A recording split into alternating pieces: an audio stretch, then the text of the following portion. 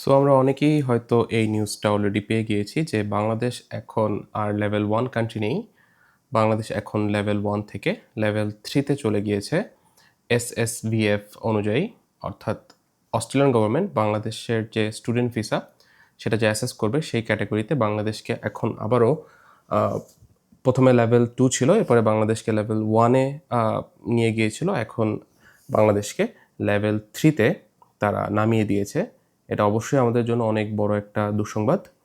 তো আজকে ভিডিওটা আমি মেক করছি just to give you guys an idea যে এটা আসলে আমাদের জন্য কতটা দুঃসংবাদ, আদৌ কি এটা আমাদের জন্য কোনো পজিটিভ কিছু নিয়ে আসতে পারে কি না, এবং এই মুহূর্তে যারা অস্ট্রেলিয়ার জন্য ভিসা প্রসেস করতে চাচ্ছেন তাদের কোন কোন বিষয়ের উপর আসলে গুরুত্ব দেওয়া উচিত হবে, আদৌ অস্ট্রেলিয়ার জন্য অ্যাপ্লাই করা উচিত হবে নাকি অন্য কোনো কান্ট্রি বাছাই করা উচিত হবে। সো এই সব কিছু নিয়ে আমি ভিডিওটা সাজাবো, এবং এই ভিডিওটা যদি আপনারা দেখেন তাহলে আশা করি এই পুরো বিষয়টা সম্পর্কে আপনাদের একটা ধারণা হবে। So without further do let's get started. So আগেই বললাম এটা অবশ্যই আমাদের জন্য একটা দুঃসংবাদ, একটা খারাপ সংবাদ, বিকজ লেভেল 1 অবশ্যই আমাদের জন্য খুব ভালো একটা সম্ভাবনা ছিল ভিসা পাওয়ার। বাট লেভেল 3 হওয়ার কারণে আমাদের আসলে কি ভিসা পাওয়ার চান্সটা অনেক কমে গেল কিনা সেটা এখন ডিসকাস করব। তো শুরুতে আগে বুঝতে হবে যে লেভেল 1, 2, 3 এগুলো আসলে কি। So Australian government SSVF simplified visa framework অনুযায়ী বিভিন্ন দেশকে বিভিন্ন ক্যাটাগরিতে ভাগ করে দেয়। বাংলাদেশ যখন লেভেল 1 ছিল তখন বাংলাদেশের স্টুডেন্টদের জন্য অস্ট্রেলিয়ান গভর্নমেন্ট সব প্রসেসটা ভিসা পাওয়ার, স্টুডেন্ট ভিসা পাওয়ার যে হোল প্রসেসটা সেটা কিছুটা শিথিল করে দিয়েছিল। এর অর্থ হচ্ছে বাংলাদেশের স্টুডেন্টদের জন্য অস্ট্রেলিয়ান গভর্নমেন্ট অনেক বেশি ফাইন্যান্সিয়াল ডকুমেন্টস বা প্রুফ সেই সময় দেখবে না, এরকম ছিল যখন বাংলাদেশ লেভেল 1 ছিল। এরপরে বাংলাদেশ এর আগে যখন লেভেল 2 ছিল তখন বাংলাদেশের যে এই ফাইন্যান্সিয়াল ডকুমেন্টস এবং ফাইন্যান্সিয়াল ডকুমেন্টসের পিছনে এই যে তারা যে ফান্ডটা রেডি করেছে তার যে প্রুফ, এই সব কিছু তারা হয়তো আরেকটু বেশি চেক করতো। আর এখন যেহেতু বাংলাদেশ লেভেল 3-তে চলে গিয়েছে, এর অর্থ হচ্ছে এখন অস্ট্রেলিয়ান গভর্নমেন্ট এই জিনিসগুলোকে আরও খুব স্ট্রিক্টলি দেখবে, এবং আপনার ডকুমেন্টসে যদি কোনো ধরনের ঝামেলা থাকে তাহলে এই মুহূর্তে আপনার জন্য ভিসা পাওয়াটা কিছুটা রিস্কি হতে পারে। সো এটা শুনেই আসলে আতঙ্কিত হওয়ার কোনো কারণ নেই, কারণ আমি বললাম যদি আপনার ডকুমেন্টসে ঝামেলা থাকে তাহলে এটা আপনার জন্য আসলে দুঃসংবাদ। কিন্তু আপনার ডকুমেন্টস যদি আসলে সব কিছু ঠিকঠাক থাকে তাহলে কিন্তু এরকম কোনো ধরাবাঁধা নিয়ম নেই যে আপনার ভিসাটা রিজেক্ট হয়েই যাবেই, বিকজ বাংলাদেশ এখন জাস্ট লেভেল 3, এর কারণে অটোমেটিকলি আপনার ভিসা রিজেক্ট হয়ে যাবে, এরকম ভাবার কোনো কারণ নেই। বাংলাদেশ এখন লেভেল 3, এটার সহজ অর্থ হচ্ছে এখন আপনার যে ডকুমেন্টসগুলো রয়েছে, ফাইন্যান্সিয়াল ডকুমেন্টসগুলো যেগুলো রয়েছে সেগুলো আপনাকে আরও অনেক ভালোভাবে সঠিকভাবে আপনাকে উপস্থাপন করতে হবে। আপনার ডকুমেন্টসে যদি কোনো রকম ঝামেলা থাকে তাহলে তারা এখন আর আপনাকে সেই সুযোগটা দিবে না। সো আপনি যদি একজন জেনুইন স্টুডেন্ট হয়ে থাকেন, আপনার ডকুমেন্টস যদি সব রেডি থাকে এবং আপনার ডকুমেন্টস যদি সব জেনুইন থাকে ফাইন্যান্সিয়াল ডকুমেন্টসগুলো, এবং আপনি যদি সব প্রুফ দেখাতে পারেন যে এই ফান্ডটা আমি কোথা থেকে আসলে জোগাড় করেছি, সব কিছু যদি আপনি সঠিকভাবে আসলে তাদের সামনে তুলে ধরতে পারেন তাহলে কিন্তু আপনার ভিসা পাওয়া সমস্যা হবে না, বিকজ তারা এই ধরনের কেসগুলো যেগুলো আসলে সঠিক জেনুইন স্টুডেন্ট তাদের ভিসা অবশ্যই দিয়ে থাকবে বলে আশা করা যায়। আরেকটা খুবই গুরুত্বপূর্ণ বিষয় হচ্ছে এসওপি, স্টেটমেন্ট অফ পারপাস। এখন আপনি যখন আপনার ফাইলটা রেডি করবেন তখন আপনাকে একটা স্টেটমেন্ট অফ পারপাস লিখতে হয় যে আপনি কেন অস্ট্রেলিয়াতে আসতে চাচ্ছেন, আপনার ব্যাকগ্রাউন্ড বাংলাদেশে কি ছিল, এবং আপনি যে অস্ট্রেলিয়াতে আরেকটা কোর্স করতে চাচ্ছেন, হ্যাঁ আরেকটা সাবজেক্টে আসতে চাচ্ছেন, সেটা আপনার ব্যাকগ্রাউন্ডের সাথে মিলে কি না। এবং ধরেন আপনি বাংলাদেশ থেকে সায়েন্সে পড়াশোনা করেছেন, আপনি ইঞ্জিনিয়ারিং কমপ্লিট করেছেন, আর এখানে আপনি এমবিএ করতে আসতে চাচ্ছেন। সো আপনার যে ব্যাকগ্রাউন্ড সেটা কিন্তু এখানে মিলছে না। সো অস্ট্রেলিয়ান গভর্নমেন্ট তখন আপনাকে কোশ্চেন করবে যে কেন আপনি যেই ব্যাকগ্রাউন্ডে পড়াশোনা করলেন সেটা ছেড়ে এখন অন্য একটা কোর্সে আসতে যাচ্ছেন। তখনই তাদের ভিতরে একটা সন্দেহ সৃষ্টি হবে যে এই স্টুডেন্টটা আসলে কতটুকু জেনুইন। সে যদি জেনুইন হতো তাহলে অবশ্যই তার পড়াশোনার করার পিছনে একটা লজিক থাকতো যে আমি এই সাবজেক্টে আমার ব্যাচেলার্স কমপ্লিট করেছি, সো আমি এই সাবজেক্ট রিলেটেড কিছু একটা নিয়ে মাস্টার্স করব। সো এরকম যদি তাদের ভিতরে কোনো একটা কনফিউশন ক্রিয়েট হয় যে এই ছেলেটার আসলে পড়াশোনা করার কোনো উদ্দেশ্য নেই, এখানে সে কোনো মতে অস্ট্রেলিয়া আসতে চাচ্ছে এবং পার্মানেন্টলি থাকার তার ইচ্ছা, তখন তারা আপনার ভিসাটা নাও দিতে পারে এই মুহূর্তে, যেহেতু বাংলাদেশ এখন লেভেল 3। সো আপনার এখন ভিসা প্রসেস করার সময় আপনাকে খুবই সতর্কভাবে এই জিনিসগুলো আসলে যাচাই বাছাই করে তারপর পদক্ষেপটা নিতে হবে যে আপনি কোন সাবজেক্টে এর আগে পড়াশোনা করেছেন, আপনার এইচএসসিতে আপনি কোন সাবজেক্ট নিয়ে পড়াশোনা করেছিলেন, এখন আপনি ব্যাচেলার্স করতে আসতে চাচ্ছেন, তো আপনার জন্য কোন সাবজেক্টটা আসলে সঠিক হবে, এগুলো বিবেচনা করে আপনাকে সাবজেক্ট চুজ করতে হবে।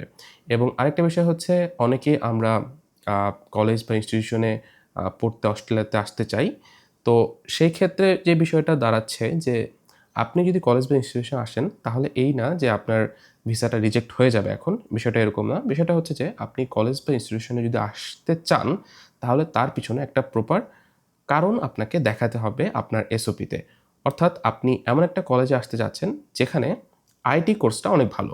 সো আপনি, আপনার ব্যাকগ্রাউন্ড বাংলাদেশে আইটি ছিল ধরলাম, সো আপনি এমন একটা কলেজে আসতে যাচ্ছেন যেখানে আইটি সাবজেক্টটা অনেক ভালো এবং এটা হচ্ছে শহরের মাঝখানে। এর অর্থ হচ্ছে আপনার এই কলেজে পড়লে আপনার জন্য নেটওয়ার্কিংয়ে অনেক ভালো হবে, আপনি অনেকগুলো কোম্পানির সাথে কানেক্ট থাকতে পারবেন এবং আপনার পড়াশোনার পরে আপনাকে ইন্টার্নশিপের ব্যবস্থা করে দেবে সেই কলেজটা, যেটা আপনার ভবিষ্যতে গ্রোথে, কেরিয়ার গ্রোথে অনেক হেল্প করবে। আপনি যদি আপনার এসওপিতে এরকমভাবে উপস্থাপন করতে পারেন যেটা আসলে ভিসা অফিসারকে আসলে বোঝাতে সক্ষম হবে যে এই ছেলেটা কেন আমার দেশে আসতে চাচ্ছে এবং তার আসার পেছনে একমাত্র কারণ হচ্ছে সে আসলে পড়াশোনা করতে চায়, তার এই দেশে স্থায়ীভাবে থাকার আসলে কোনো ইচ্ছা নেই, এরকম যদি একটা বিষয় আপনি ভিসা অফিসারকে বোঝাতে পারেন আপনার এসওপিতে, তাহলে আপনার ভিসা পাওয়ার চান্সটা অনেক বেড়ে যাবে। এখন বাংলাদেশ যখন লেভেল 1 ছিল সেই মুহূর্তে আমাদের দেশে অনেক এজেন্সিগুলোই আসলে অনেক প্রোফাইল নিয়েই কাজ করা শুরু করে দিয়েছিল, যাদের এসওপি ঠিক নেই, যাদের আসলে বাংলাদেশ থেকে অস্ট্রেলিয়াতে আসার পিছনে যথেষ্ট কোনো কারণ ছিল না এবং তাদের ফাইন্যান্সিয়াল ডকুমেন্টসগুলো প্রপার ছিল না, তাদের সব কিছুই আসলে সঠিকভাবে তারা উপস্থাপন করতে পারেনি। তারা যে কোনো মূল্যে সেই স্টুডেন্টটাকে বাংলাদেশ থেকে অস্ট্রেলিয়াতে নিয়ে আসার চেষ্টা করেছে, যার কারণে অবশ্যই অস্ট্রেলিয়ান যে ইমিগ্রেশন সেখানে এর প্রভাব পড়েছে এবং বাংলাদেশ এখন আবারও লেভেল 1 থেকে লেভেল 3-তে চলে এসেছে। সো এটা আপনার জন্য আসলে অনেক বেশি চিন্তার কোনো কারণ নেই যদি না আপনি একজন জেনুইন স্টুডেন্ট হয়ে থাকেন।